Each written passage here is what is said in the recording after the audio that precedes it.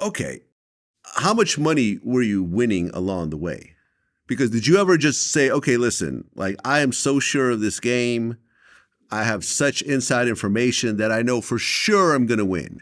Why not try to get, $500,000 together? Let me take out some loans, let me whatever, and just go all out and try to really do it. Did you ever do that? I wish I would have thought like that, but Jack was just an insurance salesman. He probably had limits of $5,000 a game, so it's not like he was going to Vegas and doing it, or going somewhere where he could bet a lot of money. The guys that were making a lot of money were the bookmakers that were piggybacking off the bets that were betting overseas and betting hundreds of thousands of dollars. And eventually the mob in New York was involved because Jimmy Batista was passing those picks along to them, and they were betting millions of dollars. So that's why the FBI got involved and the investigation started. Okay, and James Batista, he was a friend of yours from high school. Not really a friend of mine. He went to the same high school. He was a friend of Tommy Martino's, who was a mutual friend. Okay, and Batista, did he know any Mafia guys himself? Supposedly he did. He was, one of the bigger bookmakers in the area, what they call as a money mover, who, moved a lot of money for heavy gamblers. So, Tommy Martino was basically his driver for a period of time, would take him back and forth to New York to have meetings with people associated with organized crime. Okay, you're talking about the Gambino Mafia? Yes. Okay, and this part gets kind of fuzzy because some people say you sort of embellished this part of the story. You say that you didn't. Explain to me what the association with the Gambino Mafia was, how it started, and how it developed.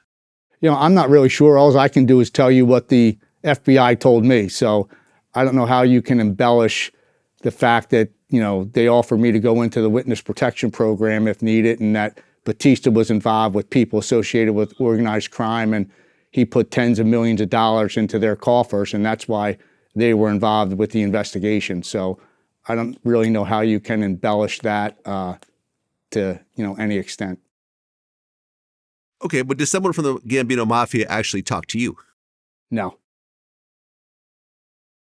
Okay, because I read at one point you claimed that the Gambino Mafia threatened you to give them picks. That was Batista.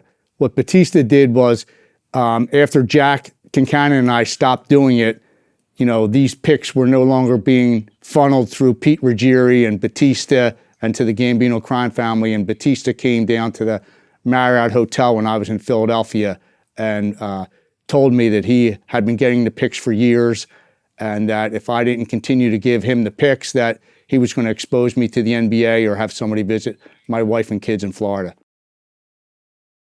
Okay, but Batista, he's not like a made man or anything else like that, right? Not that I'm aware of.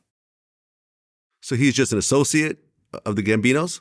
I don't know for sure, but all I can, again, tell you that what the FBI told me, that he was involved with them. Okay, so when Batista approached you, and this is someone you've known since high school, and he suddenly tells you, listen, you either get back to work or else I'm going to either expose you to the NBA or did he threaten to kill you? Didn't threaten to kill me, no. Okay, so what was he threatening outside of the exposing? Send somebody down to visit my wife and kids in Florida. I don't know, tell them what I'd be doing, threaten them. I don't know really what. The guy always talks in riddles. He's pretty much a moron. Okay. So, having someone say, do what I say, or else I'm going to send someone to go see your wife and kids at their house. That's a pretty serious threat. Yeah, no doubt. Or even exposing me to the NBA and telling them what I had been doing the last couple of years. So either way, I was really screwed. I was going to lose my job, have it exposed to my family. So, I was just going to give him picks to the end of that basketball season and hope that the whole thing was going to go away. How scared were you at that time? Definitely I was not really scared of him, but scared of the whole situation.